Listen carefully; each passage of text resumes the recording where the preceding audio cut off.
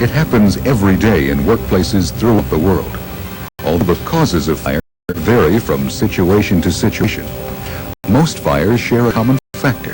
They start out small, but if a fire is discovered soon enough, it can be extinguished before it gets out of control with a portable fire extinguisher.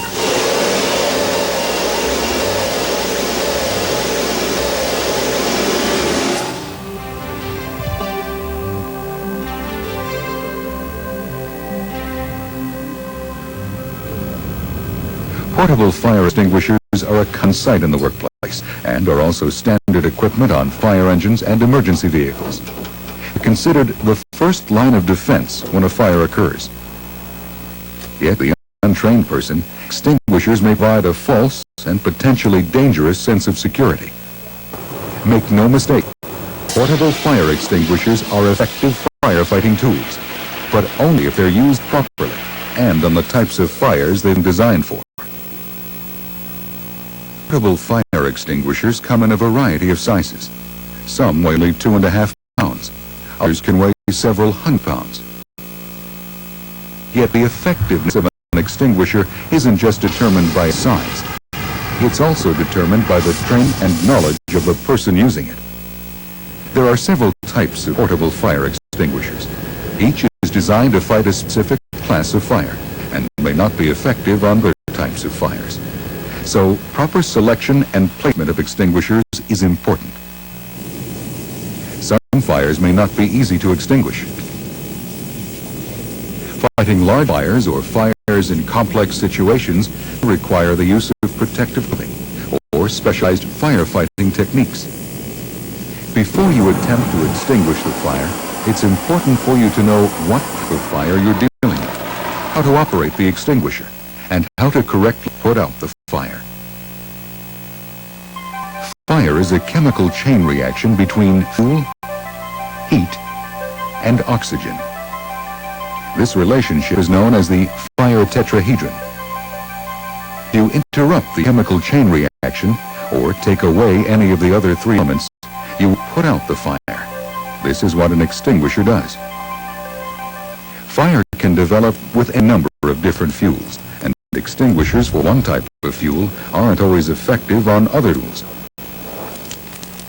Fire is divided into 4 classifications, and extinguishers are available for each one. Class A fires involve wood, cloth, paper, rubber, and plastic. Water is often used to cool the fuel and extinguish the fire. Class B fires involve flammable or combustible liquids, gas, or grease. These fires require extinguishers like carbon dioxide, foam, dry chemical, or halon, which deprive the fire of oxygen or interfere with the chemical chain reaction. Class C fires involve energized electrical equipment that may present a shock hazard to someone attempting to extinguish the fire. Class D fires involve combustible metals such as magnesium or lithium. These fires require a dry powder which smothers the fire and doesn't react with the burning metal.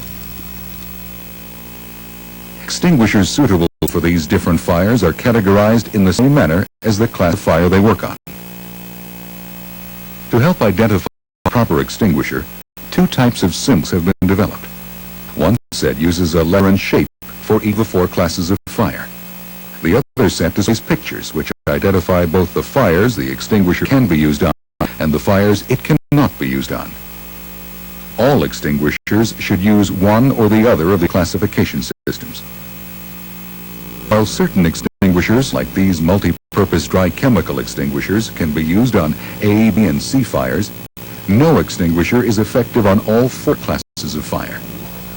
In fact, extinguishers designed for one class of fire may be extremely dangerous when used on another class. For example, a water extinguisher is not recommended for use on a Class B or flammable liquid fire because it may spread the fire. Portable extinguishers use a variety of extinguishing agents: water, foam, carbon dioxide, halogenated agents, dry chemical, and dry powder. Pressurized water extinguishers are commonly found in office areas and are very effective on small fires involving ordinary combustible materials. A water extinguisher weighs about 25 5 pounds, so it may be necessary to place it on the ground. To operate this unit, pull the safety pin, breaking the seal. Now, hold the hose in one hand, aim it at the fire, and seize the handle. Water extinguishers may reach 30 to 40 feet away when first discharged. This allows you greater safety in approaching the fire. Aim the stream of water at the base of the fire and apply water from side to side in a sweeping motion. As the water pressure drops off, you may need to move closer to the fire. Do so only if your initial efforts have been successful in slowing the fire. The pressurized stream may scatter the flaming debris. To avoid this, as you get closer, use your fingertip to change the water stream to a spray. Water extinguishes a fire by absorbing the heat, so it's important to make sure all the fuel is thoroughly soaked. Separate the fuel and continue soaking it. The extinguisher will be in about 1 minute if used continuously. Another water-based unit is the foam extinguisher, commonly known as AFFF or aqueous film-forming foam. Foam is designed to extinguish Class B flammable liquid fires, but also be effective on Class A fires. There are 2 types of AFFF extinguishers. These units look like pressurized water extinguishers. The major difference is the aspirating nozzle, which injects air into the foam. One contains a pre-mixed foam solution. The other contains only water, which passes through a foam cartridge when the extinguisher is discharged. The foam creates a blanket which smothers the fuel. To operate the extinguishers, pull the pin, aim the nozzle, and squeeze the handle.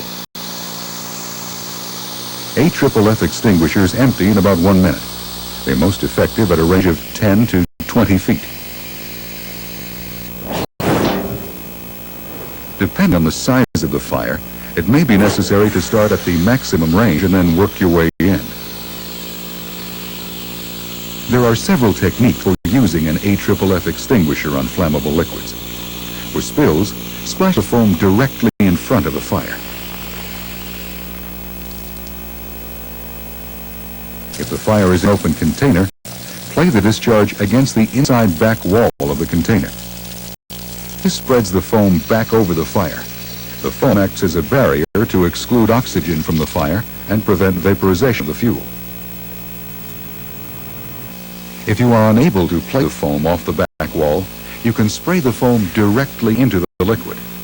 It's important, however, to momentarily divert the stream so the foam blanket can seal itself and completely cover the liquid.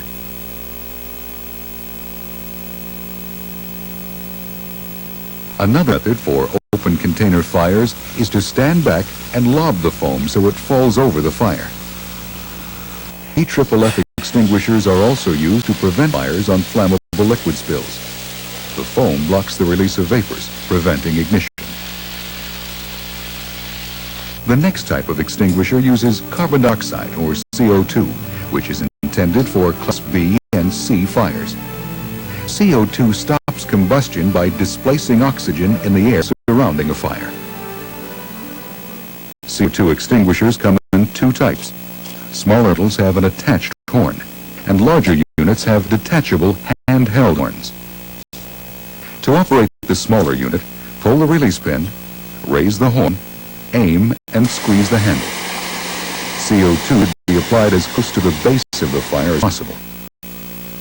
To operate the larger model, remove the pin, hold the horn in its hand grip, aim the fire, and squeeze the handle. It's very important to remember not to grab the horn while operating these extinguishers. CO2 extinguishers emit a frigid gas, so the horn gets very cold. For fires involving electrical equipment, aim a discharge directly at the flames. Continue discharging the extinguisher to assure the fire is out and to prevent the fire from reigniting. De-energize the equipment as soon as possible to eliminate the electrical hazard. CO2 extinguishers have a limited range and are affected by wind and draft. Halogenated extinguishers are generally rated for Class B and C fires. However, some may have a Class A rating as well. Halon, like CO2, is a gas. To operate the extinguisher, remove the safety pin, aim the nozzle, and squeeze the handle. In some situations, it may be necessary to begin operating the extinguisher from the maximum range of 16 feet, and then move closer as the fire diminishes. Apply the agent at the near edge of the fire, and rapidly sweep from side to side toward the back of the fire. On Class B fires, Halon is generally twice as effective and has twice the range of CO2. Like CO2, it will be affected by wind. The use of halon on fire may produce toxic products, so these extinguishers should only be used in well-ventilated areas. Anyone operating a halon extinguisher should avoid breathing the gas. Another extinguisher is the dry chemical type. There are two kinds: ordinary dry chemical, which is effective on Class B and C fires, and multi-purpose dry chemical, which is effective on A, B, and C fires. Dry chemical extinguishers are available in two designs: cartridge-operated and stored pressure. To operate the cartridge type, remove the nozzle, which breaks the seal, push down on the cartridge puncture lever, which pressurizes the extinguisher. Now, aim the nozzle and squeeze. Cartridge-type extinguishers have the discharge left at the nozzle. To operate the stored pressure model, remove the safety pin, take the hose in one hand, and squeeze the lever with the other hand. Discharge from the maximum range and apply in a sweeping motion. It may be necessary to move in closer as the pressure drops, providing the agent has been initially effective in knocking down the fire. Multi-purpose dry chemical extinguishers are effective on Class A, B, and C fires. The agent tends to soften and stick and comes in contact with surfaces. So for Class A fires, it's important to thoroughly cover the burning embers to form a coating which isolates fuel and prevents reignition. Multi-purpose dry chemicals do not penetrate the surface of ordinary combustibles, so it's important when the fire is out to break apart the material and continue to coat it.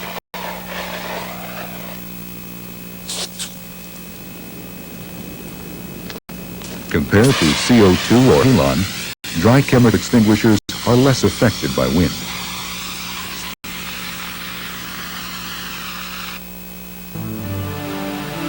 The final class of fire is Class D, combustible metal fires. These fires typically happen in machining areas. They're extinguished with either a handheld dry powder extinguisher or loose dry powder applied by scoop or shovel. Combustible metal fires are persistent, hard to extinguish, and highly reactive, especially when metal is moist with water, machine lubricants, or other fluids. Applying the wrong type of extinguishing agent, like water on a combustible metal fire, could cause a violent reaction.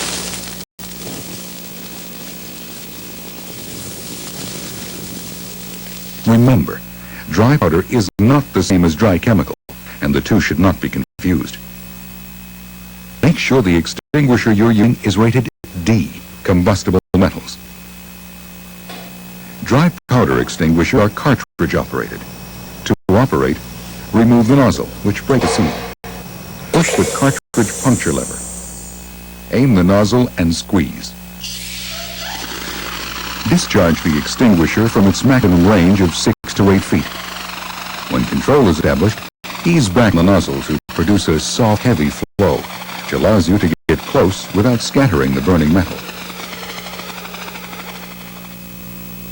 If hot spots appear on the surface, continue to apply the agent. Remember, the metal remains quite hot for some time. Larger firefighting applications may require wheeled extinguishers, which are available in many sizes and with a variety of agents. Wheeled extinguishers have an operating range of 40 feet and in anywhere from 30 seconds to 2.5 minutes. Yet while these devices have a much greater range, they're also more difficult to use and require thorough training.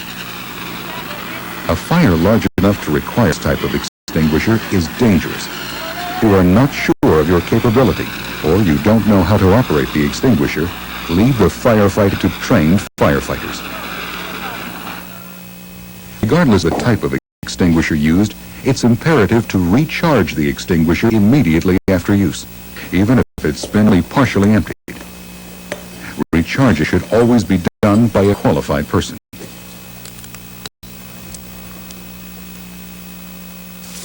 There are other aspects of using a portable fire extinguisher that are equally important, like when to use one, when not to use one, and when to stop using one and get to safety. It's important to understand the limitation of portable fire extinguishers. For example, most completely discharge in less than 1 minute, some as quickly as 8 seconds. They have a limited range and a limited amount of agent. And most portable fire extinguishers have restrictions as to the types of fires they can extinguish. If you discover a fire, first sound the alarm, then call the fire department, regardless of how small the fire seems. Remember, fire can grow from a small blaze to a roaring inferno in as little as 2 minutes. Evaluate the fire. If the fire is large, burning out of control or creating lots of smoke, it's already too late. If it hasn't reached that stage yet, then ask yourself these important questions. What's burning, and what type of area is the fire in? Is there thick smoke, or are there any other hazards? Do I have correct equipment to fight the fire? Do I have the training to fight a fire alone? Of course, nothing guarantees that a fire will never happen. However, careful planning and training are important steps in fire prevention. Make sure the fire extinguisher matches the potential fire hazard and is in the proper location. It should be clearly identified and easily reached. Know the difference between Class A, Class B, Class C, and Class D fires. And get the proper training, because there's probably going to come a time when you'll need to use a portable fire extinguisher.